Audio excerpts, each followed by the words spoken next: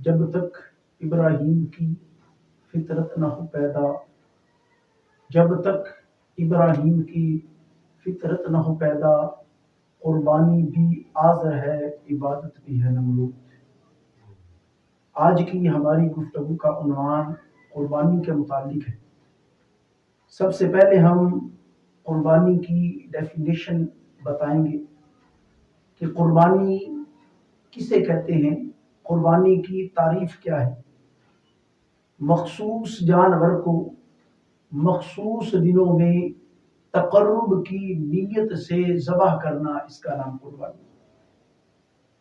مخصوص جانور کو مخصوص دنوں میں تقرب کی نیت سے قربان کرنا، ذبح کرنا، یہ قربانی۔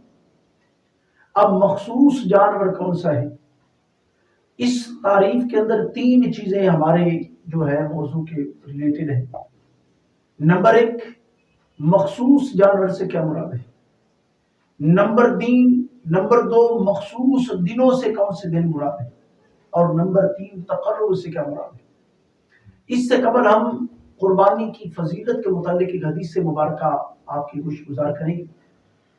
حضور نبی رحمت صلی اللہ تعالی علیہ وسلم فرماتے ہیں کہ ایک دفعہ حضرت داؤد علیہ السلام اللہ رب العالمین کی بارگاہ میں عرض کیا کہ اے مولا کائنات، اے بے نیاز مولا، اگر امت محمدیہ میں سے جو شخص قربانی کرے گا اس کو تو کیا اجر عطا فرمائے گا؟ تو اللہ رب العالمین نے حضرت داؤد علیہ السلام کو جواب دیا کہ اے داؤد سنو، جو شخص امت محمدیہ میں سے قربانی کرے گا، ہم ہر جانور کے ہر بال کے بدلے میں 10 نیکیاں عطا فرمائیں گے، ہر بال کے بدلے 10 گناہ معاف فرمائیں گے، ہر بال کے بدلے 10 درجے بلند فرمائیں گے، اور جنت کے اندر فرمایا ہر بال کے بدلے میں ایک محل عطا کریں گے، اور ہر بال کے بدلے میں ایک خدمت کے لیے حور عطا کریں گے۔ اور جب قربانی کرنے والا جانور کو ذبح کر کے اس کا پیٹ چاک کرے گا تو جب قبر سے اٹھے گا تو اس کی پیاس اور بھوک زائل کر دے گی، قیامت کا خوف اس کے دل سے نکال دے گی۔ فرمایا جب قربانی کرنے والا اس جانور کے ٹکڑے ٹکڑے کرتا ہے تو فرمایا اس کا بدلہ ہم یہ دیں گے کہ جنت کا ایک ایک گھوڑا جو ہے، ایک ایک ٹکڑے کے بدلے میں ایک ایک گھوڑا عطا فرمائے۔ تو یہ اجر جو ہے وہ اس لیے محبوب کائنات علیہ السلام نے بھی فرمایا صحابہ کو، فرمایا بِكُلِّ شَعْرَةٍ حَسَنَةٍ، فرمایا کہ صحابہ اس قربانی کے ہر بال کے بدلے میں اللہ تعالیٰ ایک نیکی عطا فرمائے گا۔ اور جب قربانی کے جانور کا خون زمین پر گرنے سے پہلے اللہ تعالیٰ قربانی کرنے والے کو بخش دیتا ہے۔ تو اتنی بڑی جو ہے وہ فضیلت حاصل کرتا ہے ایک شخص جو قربانی کرتا ہے۔ تو چونکہ قربانی کی تعریف کے اندر 3 باتیں ہم نے عرض کی ہے۔ پہلی بات یہ ہے کہ قربانی کے اندر مخصوص جانور کون سا ہے، تو یاد رکھیں مخصوص جانور سے مراد ہے وہ جانور جس کی عمر پوری ہو۔ مخصوص جانور سے ہر جانور قربانی کے لیے ذبح نہیں ہو سکتا، بلکہ وہ جانور جس کی عمر پوری ہو۔ اور اس کی عمر کیا ہے؟ فرمایا اگر چھوٹا جانور ہے، بکرا ہے، بکری ہے، دمبا ہے، بھیڑ ہے، تو اس کی جو عمر ہے وہ شرعی طور پر 1 سال ہے۔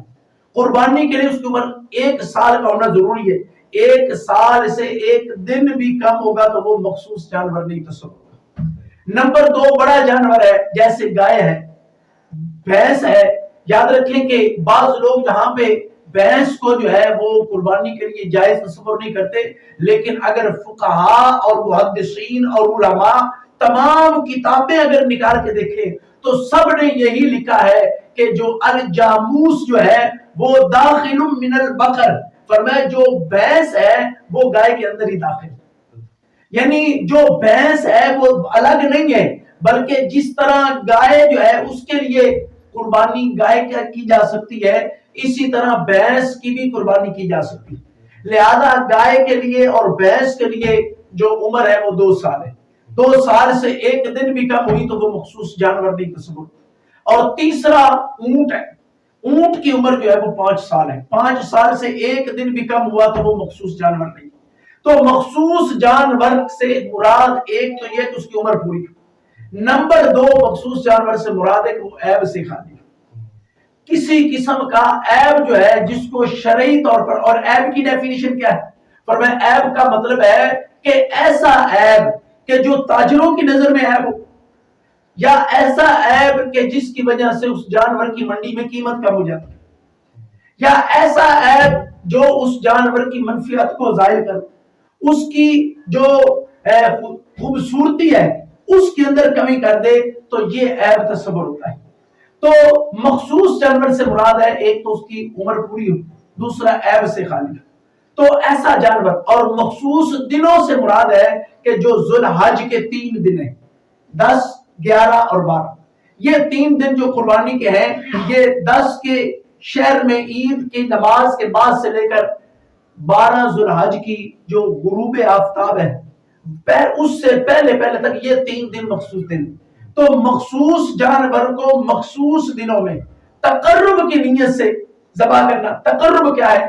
تقرب کا مطلب ہے کہ اللہ کی رضا کے لیے، اللہ کی خوشنودی کے لیے، سنت ابراہیمی کو حاصل کرنے کے لیے۔ یہ اگر چیز پائی گئی، اگر تقرب کے اندر اگر یہ چیز آ گئی کہ گوشت حاصل کرنے کے لیے، پھر یہ تقرب نہیں ہے۔